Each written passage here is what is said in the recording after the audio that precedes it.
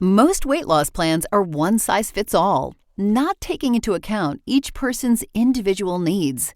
Noom is here to change that. Noom Weight uses psychology. That's why they say losing weight starts with your brain. But it also takes into account your unique biological factors, which also affect weight loss success. The program helps you understand the science behind your eating choices and why you have cravings.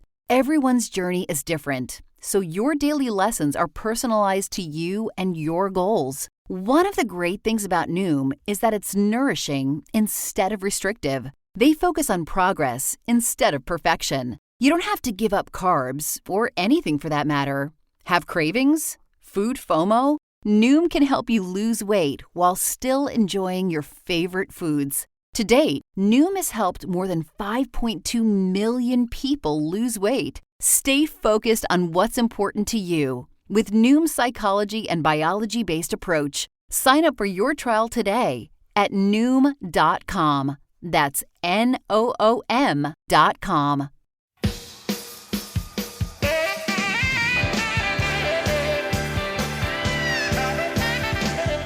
It's the SNL Hall of Fame podcast with your host, Jamie Dew, Chief Librarian Thomas Sena, and featuring Matt Ardill. And now, curator of the hall, Jamie Dew. All right. Thank you, Doug DeNance. It is great to be here in the SNL Hall of Fame. Welcome to the SNL Hall of Fame podcast, a weekly affair. Each episode, we take a deep dive into the career of a former cast member, host, musical guest, or writer, and add them to the ballot for your consideration. Once the nominees have been announced, we turn to you, the listener, to vote for the most deserving and help determine who will be enshrined for perpetuity in the hall. That's right. That's how we play the game. It's really quite simple. And we're thrilled to have you here with us. This has been a great season so far, and it's about to get that much better as we invite SNN correspondent, superfan Sammy K into the conversation room with Thomas Sena to discuss the career of writer Julio Torres. This should be a good one. I'm looking very forward to this. Will Julio be rewarded, or will he be punished for being a writer? We shall see when voting commences. I'm getting way ahead of myself, though. Before you get into this building, you gotta wipe those feet. That's all there is to it. Let's walk down the hallway to my friend Matt Ardill in his Matt's Minutia Minute corner and get to know a little bit more about Julio. What do you say? Matt! Julio Torres! Yeah, JD, yeah, I can't wait. Like, this one's another one of my picks Right. from the draft, and I am looking forward to this one. I'm looking forward to all of them, but this one in particular because this was your pick. Yeah, I understand that. That's great. Yeah. So talk to me because I know precious little about Julio Torres. Yeah, he's pretty private. To be honest, Julio Torres, I don't know his height. One of the few people I've not been able to track that down. So when I do the chart, he's going to be a big question mark. Oh man. He's makes me feel very old. He was born February 11th, 1987. Jeez Louise. Yeah, he co-created Los Espookys with Fred Armisen and Anna Fabergia, as well as working on the Chris Gethard Show as a writer. So did not know that. Yeah. So he got to start on Gethard and then went on to SNL, and then all sorts of stuff followed. He was born in El Salvador to a civil engineer who is his father, and an architect / fashion designer mother. His mother has collaborated with him and his sister on comedy projects.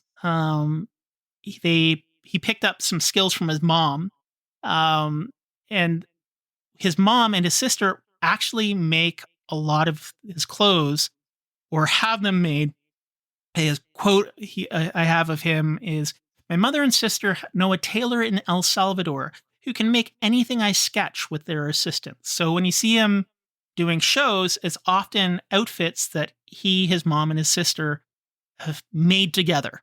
Oh, that's cool. Yeah. So he took literary studies at the New York School, or excuse me, he took literary studies at the New School in New York. Okay. Even as a student, his goal out of the gate was to become a comedy writer, which a lot of the times you don't start that way. You kind of fall into comedy writing. Yeah. But yeah, it was his goal. He has an HBO special from 2019 called My Favorite Shapes and is credited with 9 writing credits and 25 acting credits, as well as 4 producer credits. He starts his Comedy Central stand-up special by introducing himself as Julio and Aquarius. His favorite color is clear, and starts all of his emails, well. His special is named "I'm a Vegan and I'm so sorry," where he takes the stage with his best friend Crystal, a 4-foot-tall talking crystal. So this sort of sets the tone of what to expect. Jeez. I think he and Sarah Sherman would get along very well, or fight to the death, as they both seem to have very similar sentiments around comedy. He appeared on The Tonight Show 8 times as a correspondent and has appeared 3 times on Late Night. Appeared on the former SNL writing team Chris Kelly and Sarah Schneider's show The Other Two in the episode Chase Turns 14, and has also been in an episode of Bob's Burgers, Y Tu Tina Tambien. He deliberately avoids political comedy, preferring to focus on his personal experiences and viewpoints, which, is probably good because those are so surreal and wild and awesome. It's great to hear a unique voice like his. Yeah. Well, I'm excited to hear a couple other unique voices. Sammy Kay back in the SNL Hall of Fame, talking with our friend Thomas Sena. You ready to hear that conversation, Matt? I am ready. Can't wait. Let's go downstairs.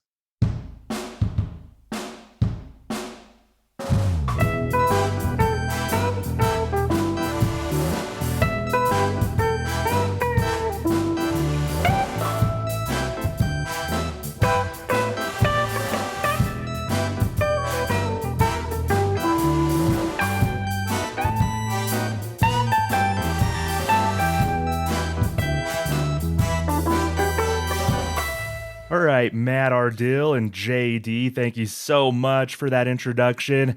Yes, today we are talking about a writer, digging into the writer category here on the SNL Hall of Fame, a very current writer that I'm really excited to talk about, has turned in so many recent classics. It'll be fun digging into Julio Torres and his work as a writer on SNL. And to join me to break down a lot of Julio's work on SNL is a multi-time guest here on the SNL Hall of Fame, Mr. Sammy K. Welcome back to the podcast, Sammy. How you doing? Thomas, I'm doing well. I'm happy to be back. I think this is my 3rd appearance on the pod. So this is I've done a writer before, a writer sketch performer, and then just with Seth Meyers, and then I did Vanessa Bayer, a cast member, and now I'm doing a pure writer. So excited to kind of go through all these different kinds of contributors to SNL on the pod with you. Yeah, I'm pumped to have you back. We're still waiting for Vanessa Bayer to get the SNL Hall of Fame call. So it's going to happen. I know you and I are like 2 huge Vanessa Bayer super fans, but I don't know. I think give it a couple of years. I think it might happen. I think it's closer than anybody thinks, Sammy. You made a great case for Vanessa. I'll always, on any podcast, SNL or otherwise, make a great case for the great Vanessa Bayer. So yeah, hopefully one of these days, we finally call her number down and give her praise for the Hall of Fame. Yeah, absolutely. Y'all should go back and listen to our Vanessa Bayer episode from last season and hear Sammy and I kind of fanboy over Vanessa Bayer. That's a good way to describe it. Yeah, complete fanboys. I'm not ashamed to say that. So yeah, Sammy, thanks for coming back. Before we dig into Julio Torres' work, can you tell all the listeners what you've been up to over at the Saturday Night Network? Absolutely, yeah. So, we're digging into season 49, and obviously we have a ton of different shows that we put out for the new episodes of SNL. Most recently, I've kind of been all over the place. I've been on, I was on the IO Debris Hot Take show, and was recently on By the Numbers with Mike Murray. And then I'm also the host of our Superfan Takeovers, which is, basically the number one destination you want to go to if you're a diehard SNL fan of all the seasons. We go in and we talk about the whole history of the show. We've recently did a one-time host draft, which was a lot of fun. Drafting hosts that have only hosted the show one time, seeing who we'd want to bring back and have them host for a second time. For that? My top pick for that, I believe, was Conan O'Brien. Was my number one pick. One. And so that is one that I thought we kind of closed the book on. But now that he made that appearance in the Five Timers sketch for Mulaney a couple years back, and we're looking ahead to SNL 50. You never know what could happen, but so that one's a lot of fun. So you guys should definitely check that out. Yeah, that's always a great. Sammy, Bill Kenny is also on that pod. Of course, you got the Andrews, Haskell and Haynes tend to make appearances, right? We got both. We got both Andrews. Yep. Yeah. So listen to Sammy and all of his work across the Saturday Night Network podcast universe. So Sammy. So today we're talking about a writer. I know you were with me for Seth Meyers. You helped get him into the SNL Hall of Fame. Now we're talking about Julio Torres. So an interesting one today, a very recent writer. And I'm curious, Sammy, from your perspective as an SNL superfan, for you, what qualities go into making a great SNL writer?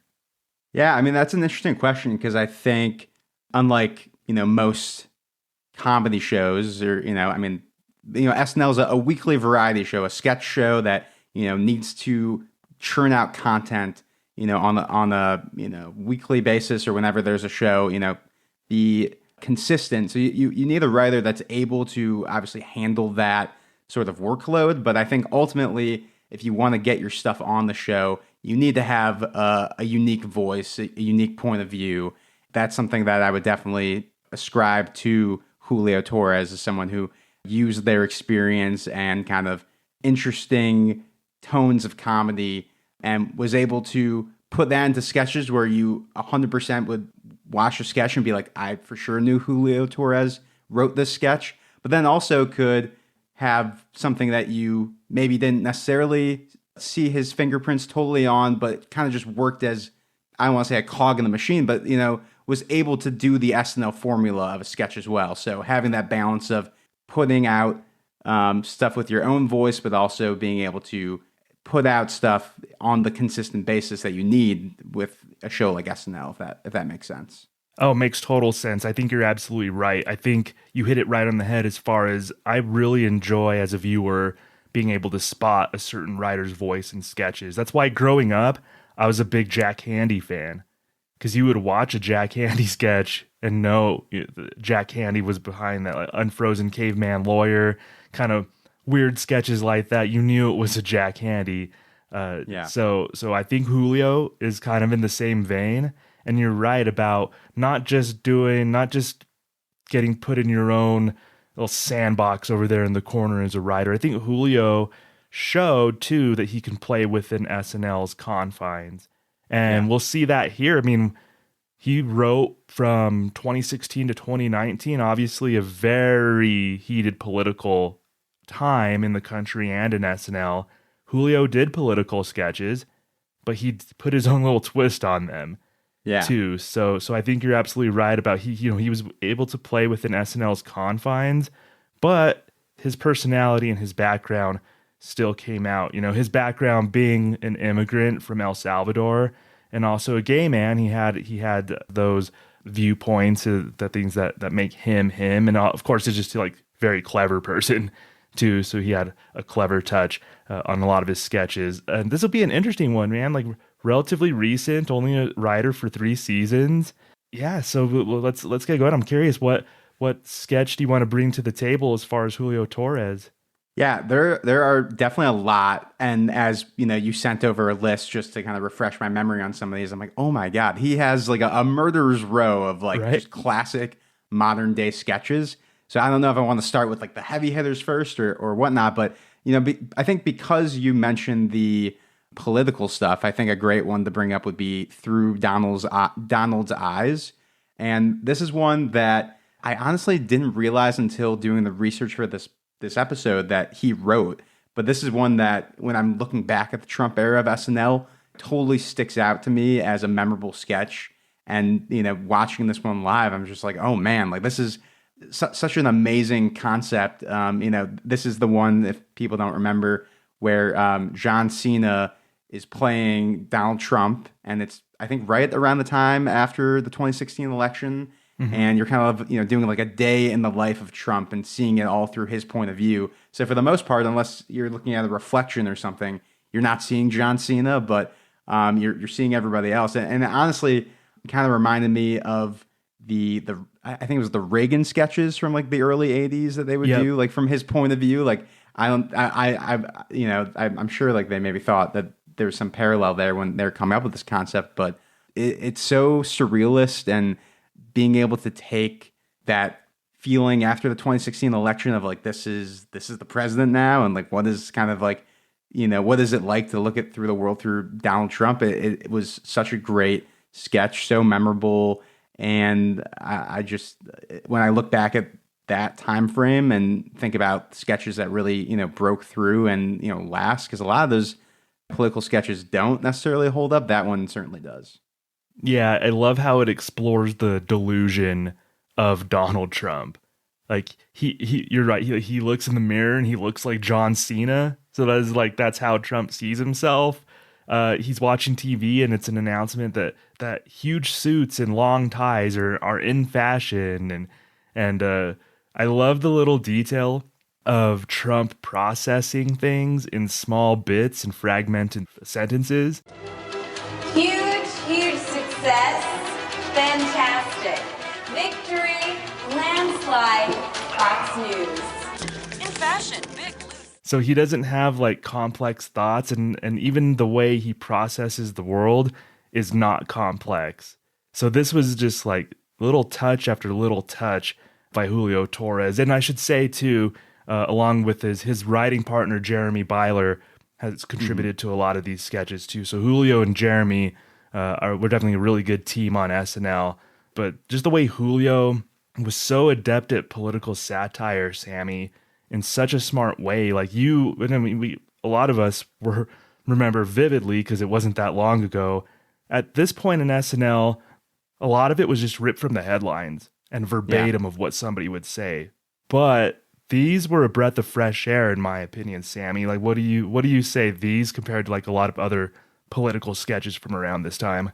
Oh yeah, for sure. Like a breath of fresh air is a great way to kind of describe it, because you are kind of bringing in all the characters that we've seen throughout those sketches where they're playing off of Alec Baldwin. Kate McKinnon as Kellyanne Conway, and Cecily Strong as Melania. We've seen these characters before, but the way that he's kind of using these pieces within the world that he's building, it just kind of elevates it, and it's obviously going for something that's different from something you'd show in a cold open. Like I don't remember exactly where this aired in the night, but it allowed the show to get a little bit weirder and a little bit more surreal with everything going on, because it was a kind of surreal time, like especially right after the aftermath. So kind of matching it with this surreal sketch was a great kind of pairing.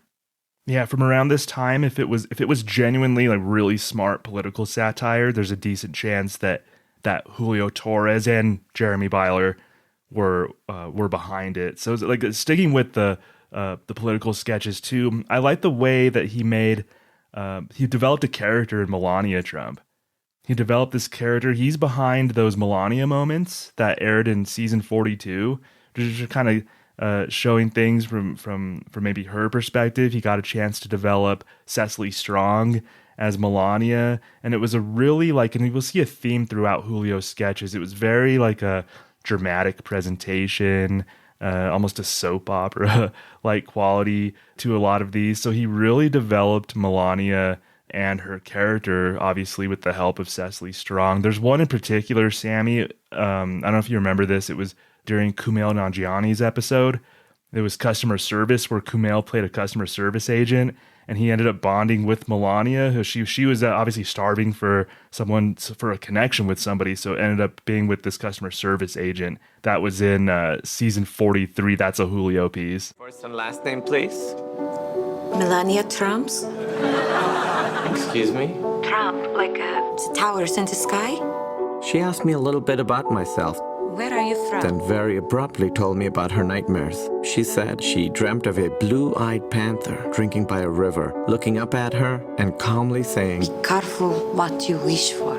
Over the next few months, I became her confidant, dream journal, and one true friend. My shift started at midnight, and on occasion, I'd listen to her till dawn. Well, have you talked to him about that? It's difficult to talk to him about things that are not solid, things that are abstract. Right. She ordered over 4. Yeah, that one is definitely one that I remember around. Yeah, the Melania moments were such like a cool way to, I don't know if cool is the right word, but just being able to build out the Melania character. Like I think Cecily Strong played that so well. So it makes a ton of sense in hindsight to kind of learn that Julio was the voice behind that, and was able to make that such kind of like a lived-in character that wasn't one-dimensional or anything like that. And almost like you can easily see that being a one-dimensional character, but he kind of added additional layers to her, which I don't think a ton of other writers would maybe do.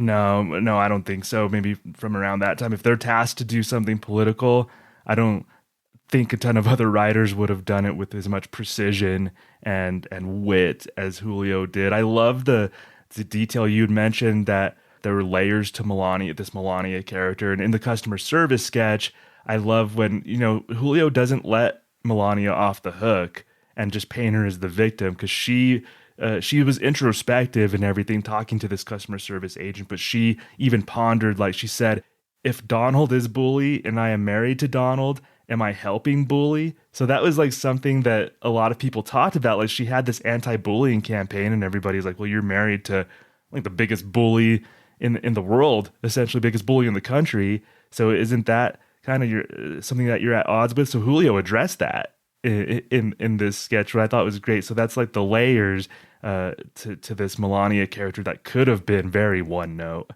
So where do you want to go from here? I know he just has such wonderful recent sketches. I think another one to kind of,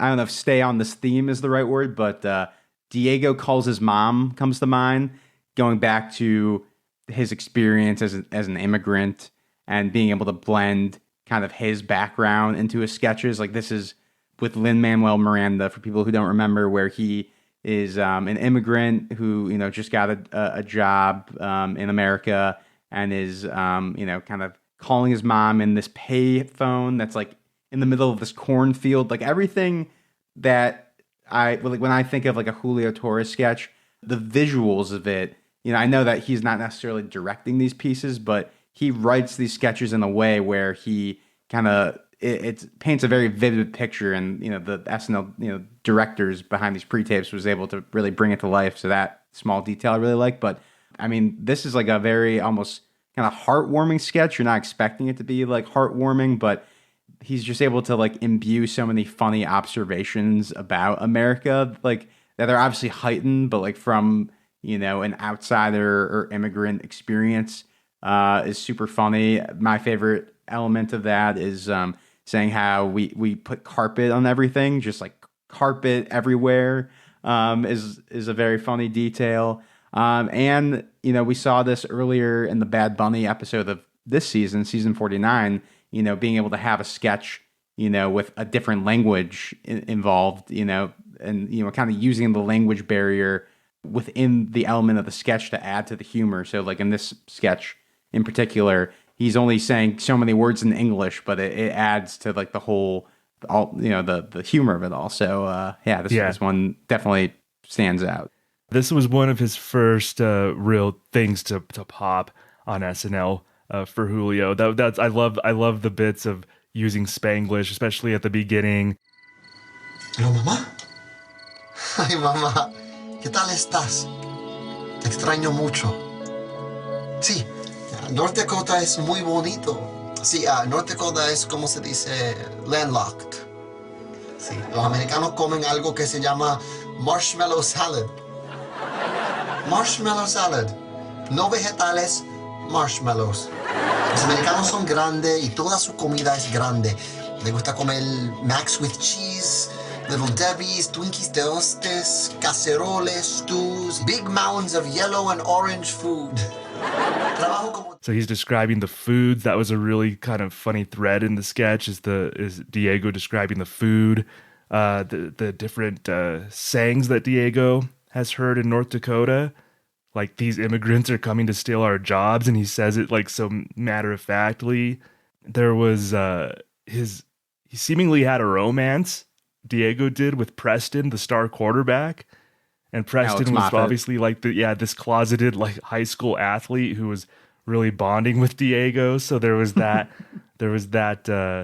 implication in the sketch. Preston had a jealous girlfriend. I think that was Vanessa Bayer who played the jealous girlfriend of Preston. Yeah. So there was a lot that Julio packed in to this sketch. And Sammy, it was like touching, and you said heartwarming. It was so heartwarming, but there was that perfect balance between heartwarming and but the jokes were still there. It wasn't just sentimentality. Yeah, no, definitely. I would say a running theme in a lot of his sketches is like, I'm not saying like all of his sketches are heartwarming, but like a lot of them have heart, or they have sort of an extra element to it that, the characters are very sincere, but the situations or the concept they're going about are just absolutely ridiculous. So, he was able to thread that needle really well in this sketch in particular. Yeah, I want to stick with something that I think has heart too, and is definitely from Julio's perspective and probably how he was as a little boy and how he felt growing up as a boy. And I know this is a fan favorite, and this is Julio and again his writing partner Jeremy Byler.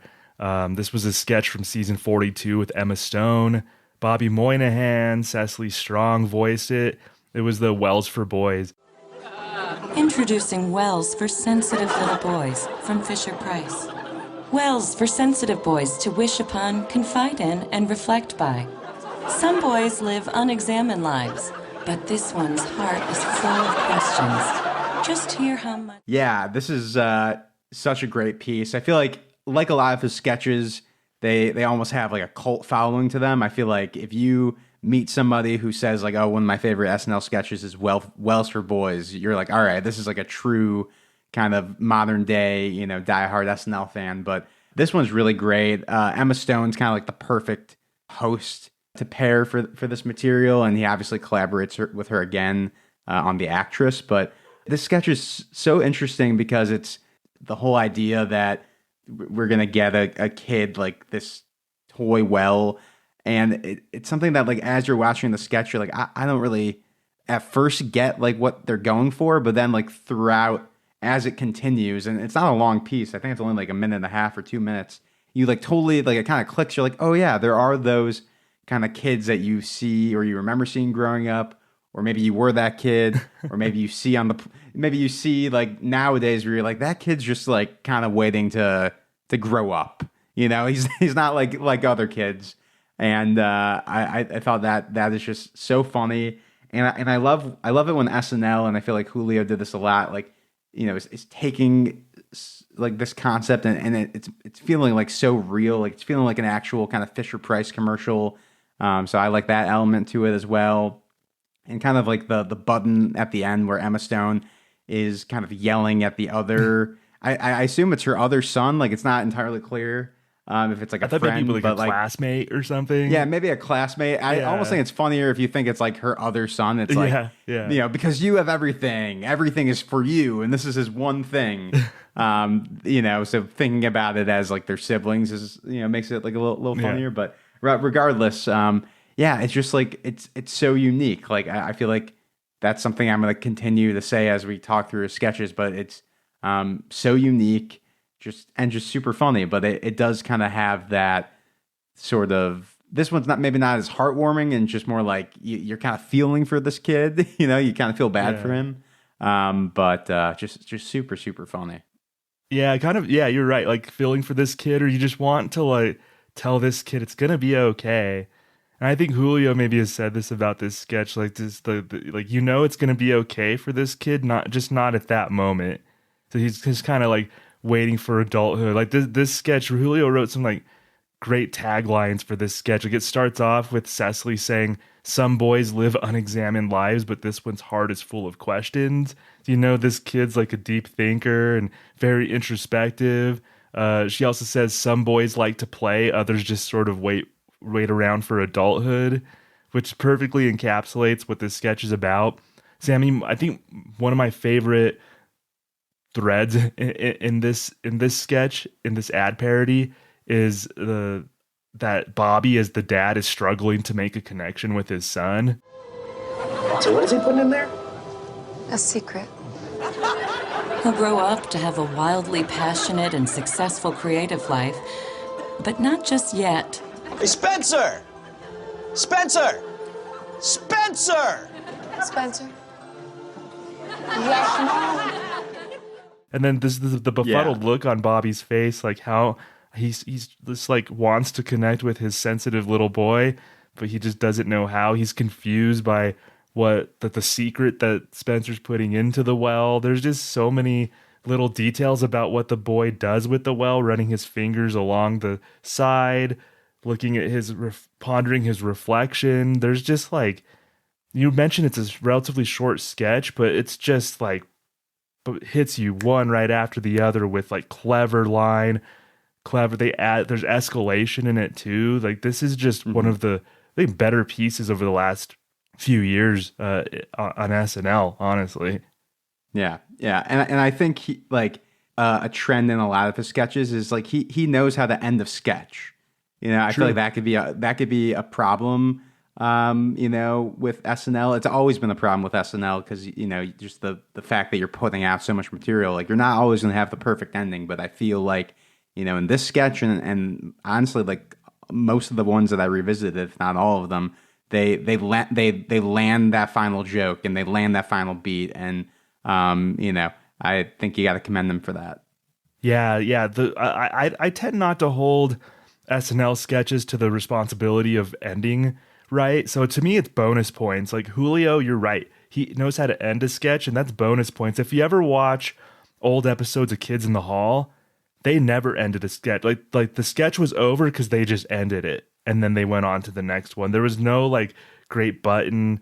If you watch a lot of great sketch comedy shows, like the sketch is over when they just kind of abruptly end it. So ending a sketch is really hard. So Julio gets bonus points for being able to like concisely and appropriately wrap a sketch up in a nice little bow.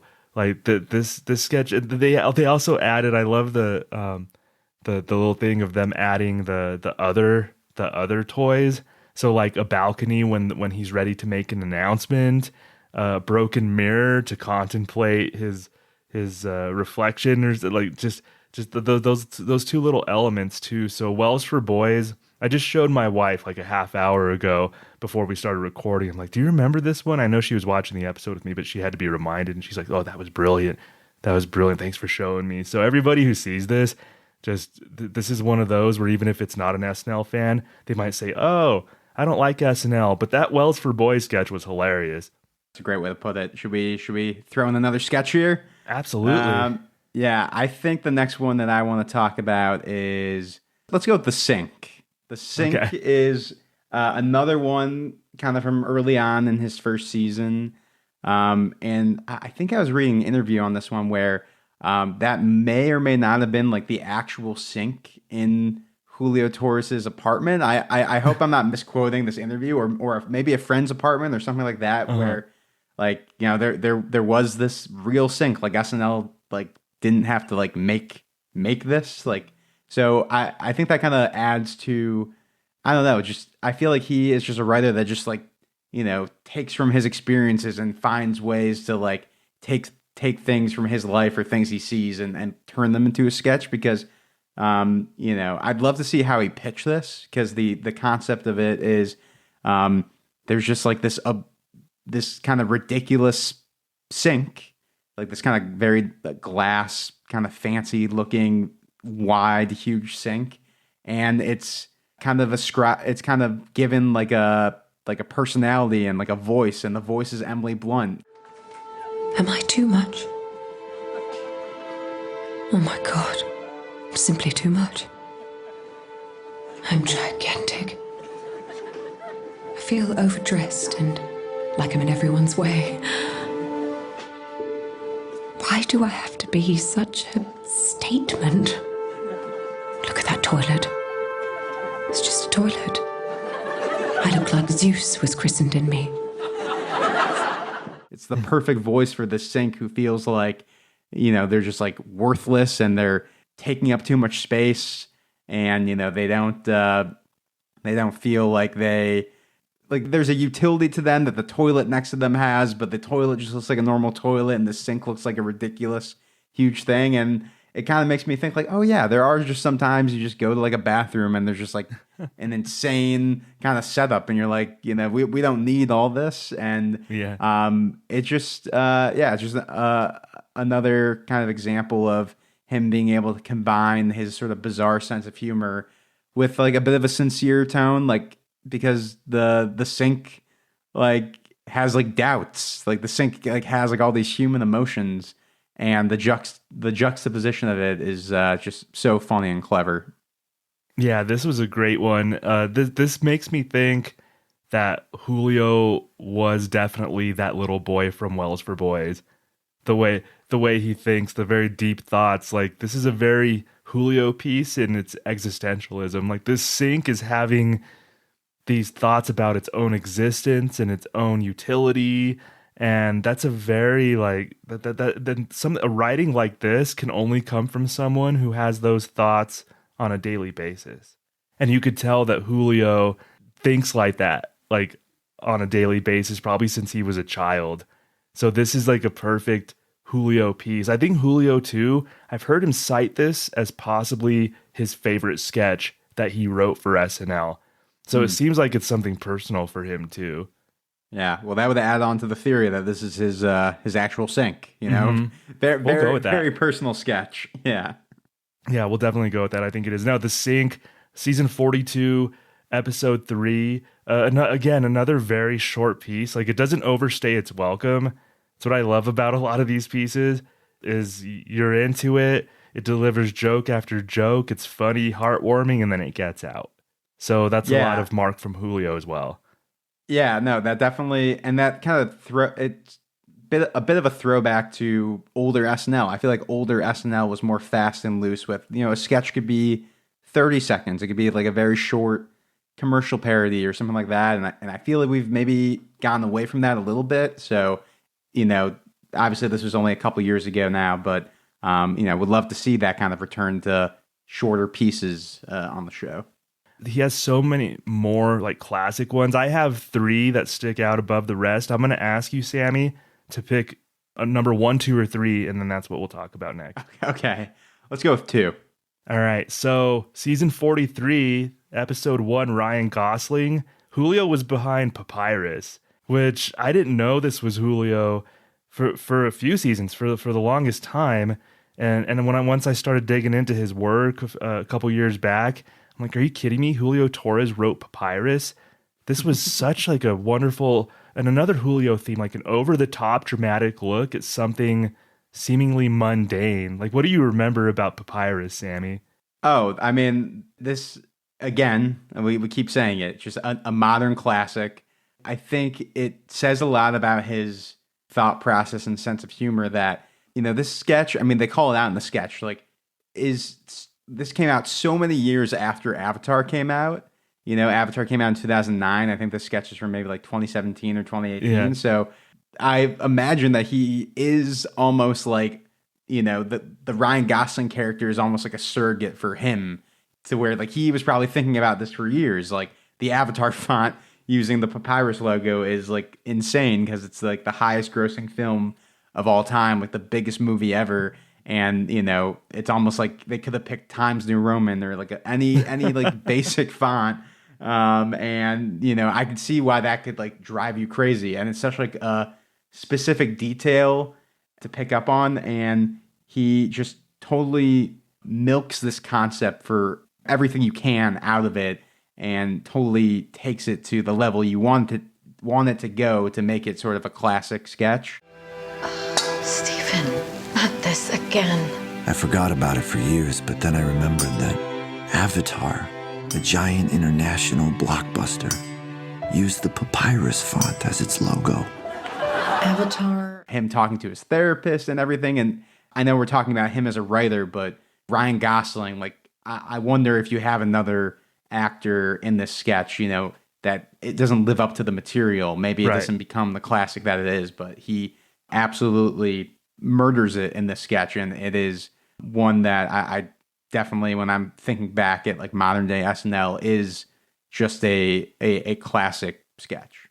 Well, I think that's part of being a good SNL writer is picking your spots as far as who the host is and what you pitch. And I don't think it's a coincidence that he had a lot of really great sketches and material for like Ryan Gosling, who honestly, excellent SNL host. Ryan Gosling is an awesome SNL host.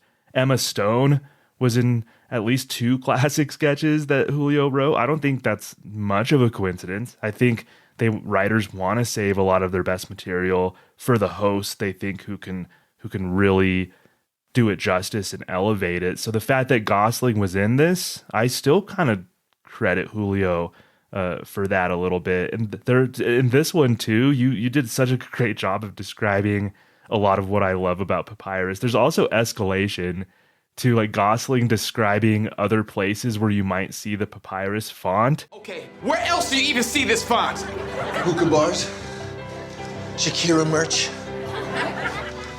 off-brand tees.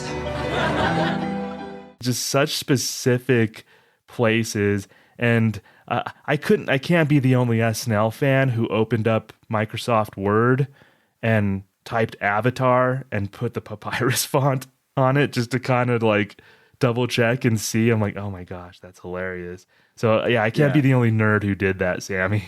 Yeah, and I think another great detail, again, like talking about like the time frame of when this sketch came out, like it almost feels like if this came out right when Avatar came out and then it was like a more topical sketch, they wouldn't have been able to make it this sort of manic thing. Like, like if it was like a coming right off of the success of it, it maybe would have been lost in the shuffle, but having those kind of years to kind of build on this idea of this character. And then while he's in his therapy session, the therapist is like, oh, is this because like the sequels are coming out? And he's like, they're making more of them? Like, please tell me they changed the font. It's just, and again, like kind of like you said, like amazing that Julio Torres was the guy behind it because, he's, but it makes sense when you learn that he did.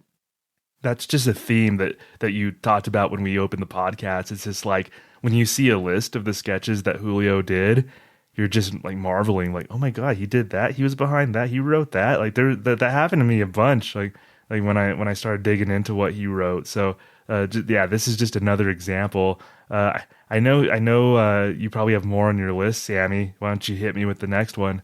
I think we got to talk about the actress. Excuse me. Hello, I'm Grace. Are you the director of the film? What? I'm the lead actress. I played the woman who gets cheated on in the gay porn. Oh, yeah. I wanted to ask you about my line, if you have a moment. I open the door and I say, Jared, what are you doing? Not with my godson. Like that? Is that my godson? Yeah. Fascinating. Go put on whatever you want from the woman, Ben. You'll get your meal voucher after we wrap. We got to get to it, because I think this might be, it's either Papyrus or the actress. I feel like are the two that I feel like are like his biggest sketches. Another collaboration with Emma Stone, clearly, and these are from separate episodes. Like this is when she came back to host a couple years later, I believe, after Well for Boys. So I'd like to think that they like she likes his sense of humor. I mean, obviously, she's recently worked with Nathan Fielder, so she has like a very eclectic taste in comedy. And again, this is taking such a silly idea and presenting it in like the most dramatic possible way. The idea that this person is trying to make it as an actress and is, maybe thinking about her performance from like a method perspective and trying to be like, the Daniel Day-Lewis of her, generation. But you find out quickly, and Beck Bennett in this sketch, like this is like the perfect casting choice for what you learn is the porn director of this. And, she's playing, a wife, but she's playing the wife of two gay, or the wife of a gay man or seemingly gay. And is, they're having an affair with, I think the godson, right? Godson, yeah. Yeah, which is, again, like such a silly, funny detail. And she's just trying to find this character. And Emma Stone, I think, obviously she just came back to host SNL this season.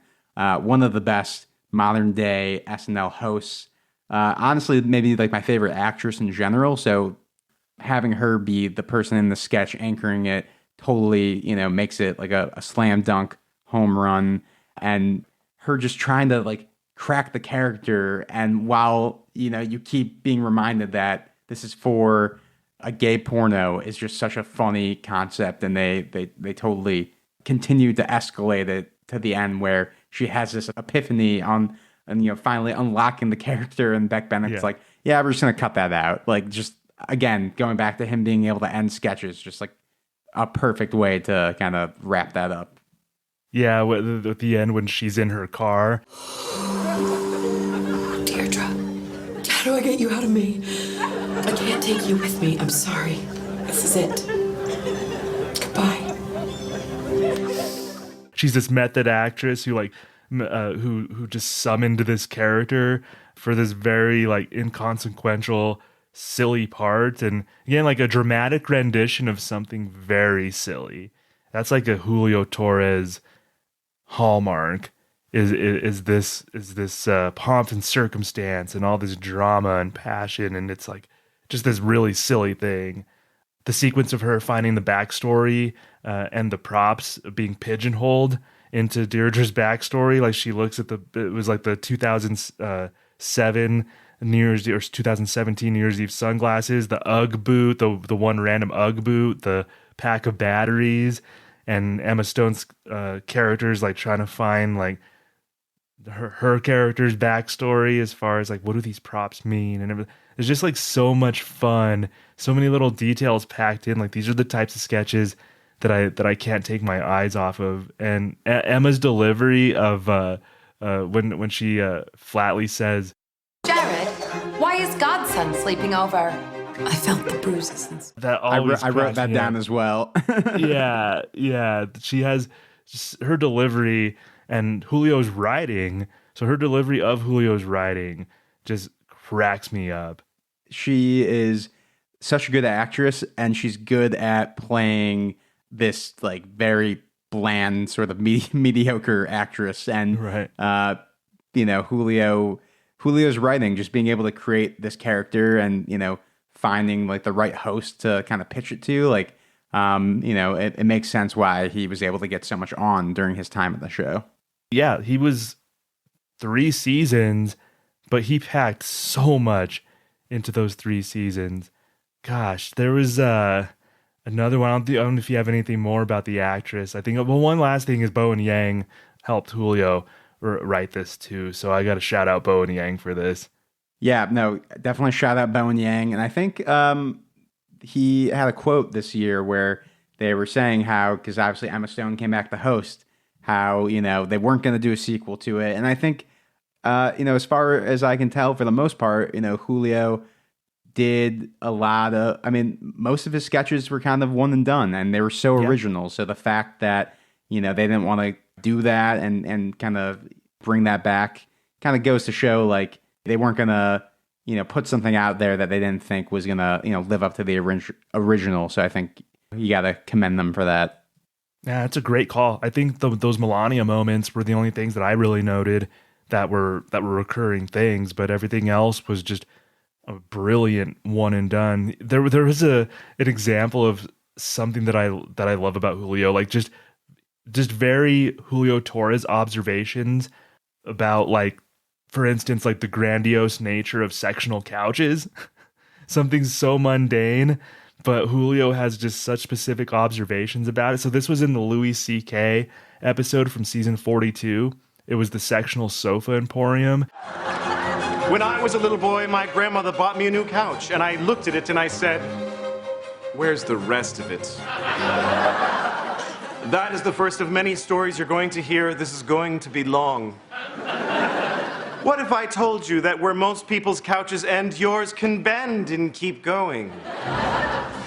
Sammy, I loved this as it aired, and I was so thrilled to find out that this was a Julio Torres and Jeremy Byler piece. Yeah, honestly, this is one that during the research is one that I completely forgot existed, and immediately kind of shot up my rankings on a rewatch of like, oh wow, this is super funny. And this is, kind of different from a lot of the other sketches we've talked about, because I don't think this isn't a pre-tape, right? This is more of a live sketch, or there's maybe pre-tape elements, there might be elements. Yeah, it seems like it's a little mixed. Yeah. So, but regardless, this is an example of him being able to accomplish his tone and his humor in a live sketch, even if there is kind of a mix of live and pre-recorded elements. It's something that, for the most part, everyone has experience with sectional couches, or having them, sitting on them, whatever. And he's just trying to find every single aspect of how to make it like so ridiculous. And having this kind of salesman of it, pitching it like it's kind of like a late night infomercial, is really funny. I think, Cecily in the sketch is great. They keep, cutting the shots to her and 80 Bryant especially as well. Oh, 80. Demanding, bigger and bigger couches. It's a sketch that when you like try to describe, like unlike some of these other sketches, they feel like they're almost like mini movies. This is one that's like completely absurdist and leans way more on that sort of surrealist, absurd comedy that Julio would kind of embed in his sketches.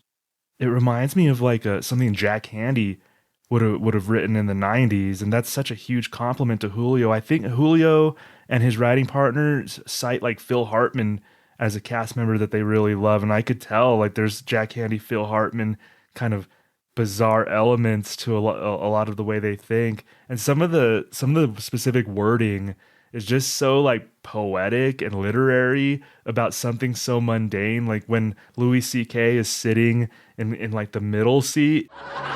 This seat is called the Nexus. It is the eye of the storm. The rest of the sectional is born from this point, and that is how they are made. Period. That's such like a funny literary way to put something that I just never really thought about. Like, what is that seat in a sectional? Like, apparently it's the Nexus. Right. Yeah. And just asking like why people don't have sectional couches and saying like, these are all made on Earth. And like, that's just like his whole point as to why you would have a sectional couch. And then you do get a little bit of the kind of emotional sort of pathos you get from a Julio Torres sketch towards the end, where the Louis C.K. character breaks kayfabe a little bit and like kind of goes on about how he used to have a family, but now that's kind of like the backstory is like he used to have a family, but he kind of gave it all up for this business to be like a sectional couch salesman, kind of like that. That is really, really funny. But then he wasn't a salesperson. He just like he just has a warehouse because he didn't know what to do with all of his sectional couches, but he wanted to show them off. So they specifically say like the couches aren't for sale, that he just wanted to do an infomercial just to show off the couches. Yeah, exactly. That that makes it even sort of like more unexpected the way they kind of take that towards the end there. Yeah. And to your point, I mean, that's another example of Julio and Jeremy just like ending a sketch really well. And that's kind of like, that's a running thread. And I didn't totally think of that when I was watching all of these until you put it that way, Sammy. But yeah, bonus points for Julio for being like a rare sketch comedy writer just in general who seems to know how to end sketches. So yeah, and I like your way of putting that. I'm gonna like, as far as the bonus points go, like I'm gonna take that away from this podcast as I continue my career as an SNL podcaster, where it's like, you know what, like it should be extra, like an extra pat on the back if you're able to excel, kind of like Julio is in that regard. Yeah, definitely. I want to urge a lot of listeners of that. Like if you just watch old Kids in the Hall, old Mr. Show, even like Tim Robinson, everybody loves Tim Robinson's sketch show, as do I. He doesn't end sketches. He just sort of like fades to black and then on to the next one. So I always have to remember that and remind people, like, don't hold SNL to ending sketches. Just give people like Julio Torres bonus points if they happen to be able to do it.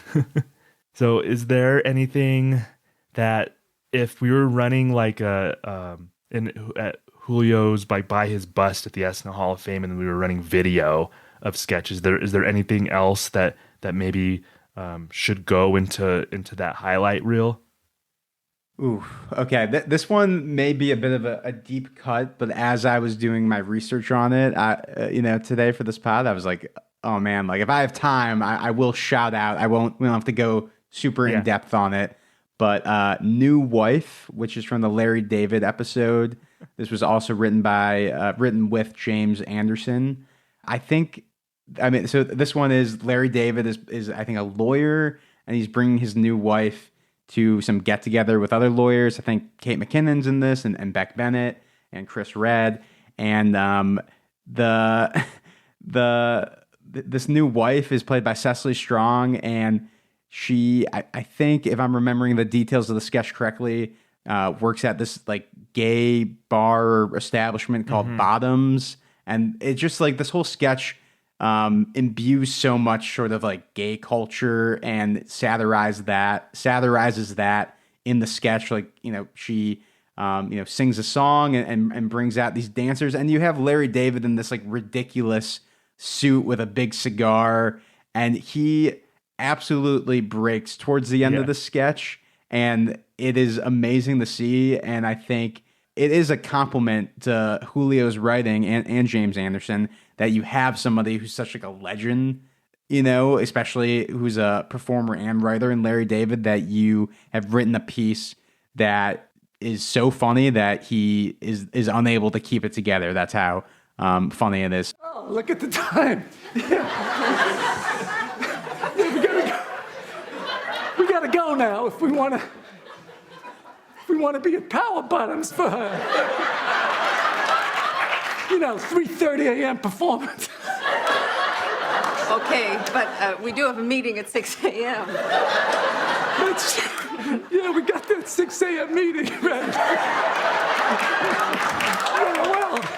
Oh, that's a great one. I like that Julio likes to weave in gay lingo into some of his sketches. He came back in season 45 and along with Bowen Yang helped write that Sarah Lee sketch with Harry Styles in it, and you see a lot of that, a lot of gay lingo in that. But with New Wife, I think my favorite quote from this sketch is, "The gay world isn't just one thing; it's a complex tapestry of cultures." Like that's definitely in Julio's voice. Like that's so well worded.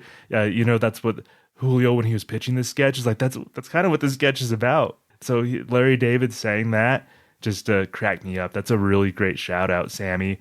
And yeah, Julio just did so many through. Like if we're doing a lightning round of other stuff that he did, there was a really cool in season 42. It was a U.S. Customs welcome video, and it actually addressed the Muslim ban. So like there was like a questionnaire that just said, "Are you Muslim? Yes or no?" Said you'll be required to eat a hot dog in front of us. Like one of the customs guys said that. So that was a Julio piece. The Game of Life DACA edition that he did with Anna Dresden, that was really like at the time like probably very personal to Julio, I'm sure, as an immigrant. That was just wonderful political satire. Drag Brunch was actually was like a guilty kind of pleasure of mine in the John Mulaney hosted episode. Do you remember that one, Sammy? I don't know how well it was liked at large, but I actually really enjoyed the concept. Do you remember this? That one, I very vaguely. I may need you to give me a bit more of the concept of this one. So this group of friends, it was like Alex Moffat, A.D. Bryant, a couple of other people. They went to this to go have lunch or brunch at this drag brunch. So John Mulaney was dressed in drag, and the concept is that the waitresses dressed in drag say these sassy things to the customers. So John Mulaney in drag saying these like playful, sassy things, but then he stares Alex Moffat right in the face and loses the character and says like really mean personal things to Alex Moffat in his real voice. Somebody best be calling the fire department about this one, because that smoky eye situation has become a stop, drop, and roll one. Oh, she got me. Too bad. You've never worked for anything in your life. You've had everything handed to you.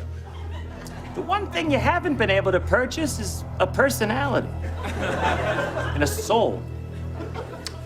All right, bitches. I'm gonna sashay away and grab. So it's just like the funny little play on that. There's like funny lines in that too. When they said this must have taken you forever at least 2 hours to get into this costume. And he's like, oh, it took me 4 hours. And he says, contouring takes a while if you're new to it. Like, there's just these little lines like that like Julio will put into his sketches that crack me up. So that was a John Mulaney thing. I think Julio worked with James Anderson on that too. Now that you've described it, I definitely remember that one, and I'll have to revisit it. Yeah, revisit that. There's one more that I'm surprised I just didn't totally highlight that I thought it was funny.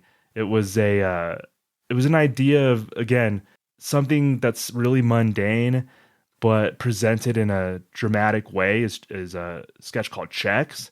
So the concept is just like, how fun is it? I know we all use check cards and this and that, but how fun is it to just write a check and rip it off the checkbook dramatically? And so it describes like situations where somebody would write a check and just do it dramatically like that. So like making him leave your daughter, buying poison and all these stuff. And you can get them in different styles like baseball, Daffy Duck, or Michigan State. So the way Julio, like this is just such a funny sketch from season 44. So that's another one in Julio's voice that I remember. And it was one where I didn't know Julio did it at the time, but finding out, I'm like, oh, that makes complete sense.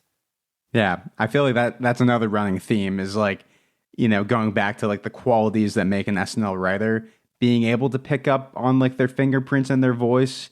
So being able to revisit a lot of these and realizing that Julio Torres, wrote these sketches, then it kind of all, clicks into place. You're like, yes, like I definitely see his touch on here. And you're not going to get that with every SNL writer. You are going to have the ones that, are not as, I mean, obviously he's surreal, but, having more of a, an SNL sketch type of writer and is able to put out SNL sketches. But Julio, like we said earlier, was able to kind of walk that line in a really great way.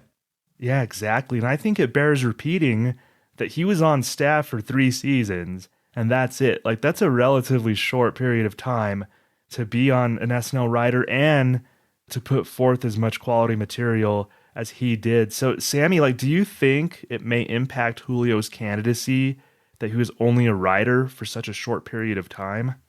I think at face value, you could say that. And I feel like that is always when you're looking into like what makes somebody worthy of the Hall of Fame. Like I'm sure longevity is something that people consider. I definitely consider it.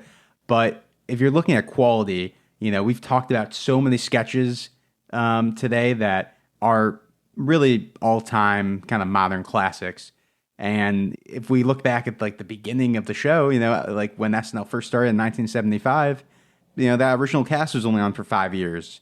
And, some of those writers were only a part of the show for 5 years. So the fact that Julio, obviously he's not an OG by any means, but he was able to make an impact in that short amount of time. And I think, that definitely helps his case for sure. Like he has some slam dunk sketches that deserve the praise. What do you think of Julio's legacy is? on SNL, especially given like his short period of time there.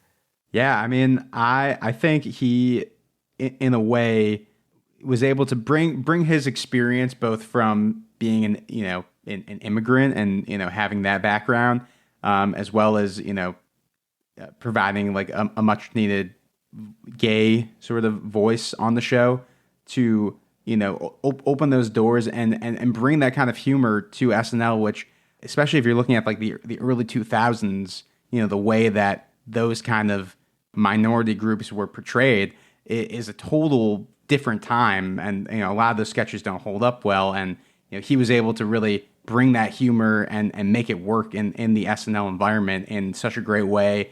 Made so many classic sketches, as obviously we've discussed today, and I really think that SNL today in 2024 is still looking for somebody kind of like Julio Torres that can put out these pieces. Obviously, from if we're looking at pre-tapes, this was such a great era for pre-tapes, and Julio was such a huge part of that. And I think we're still kind of waiting for somebody like him to be a part of like the current iteration of SNL, and I think that just adds to his legacy for sure.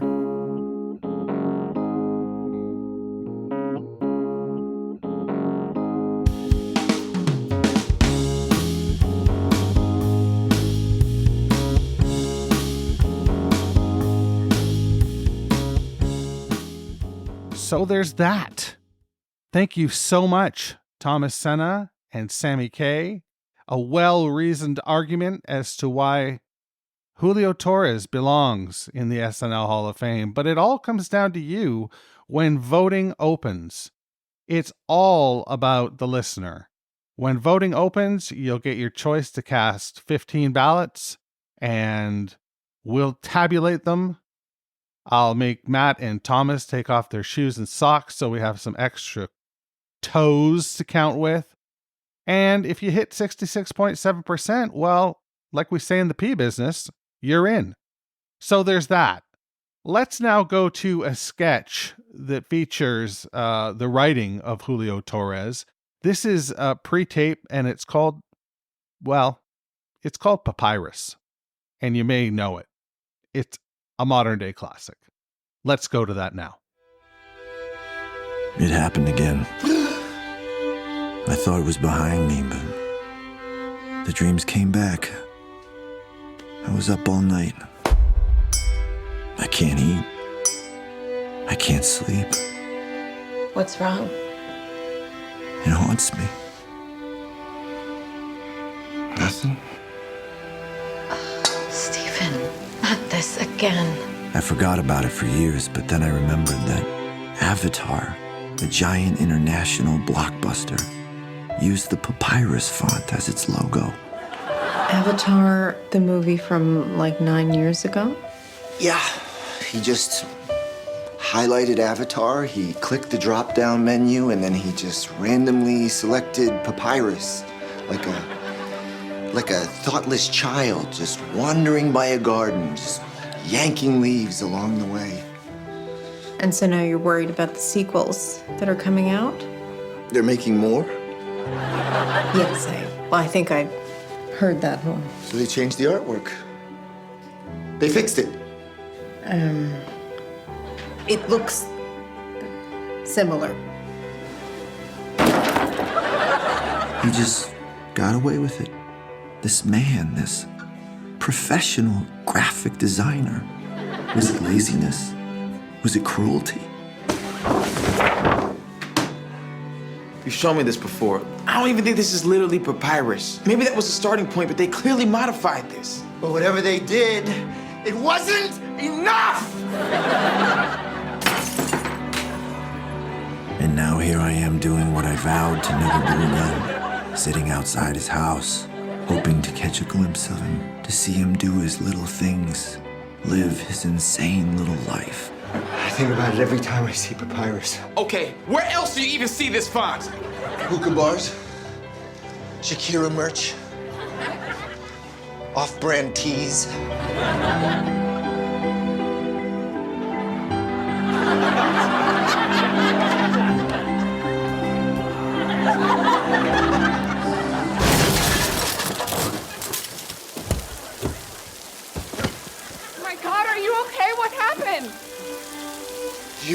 the Avatar logo? Yeah, it was tribal yet futuristic. Papyrus! Oh, sure. You know what you did? I know what you did!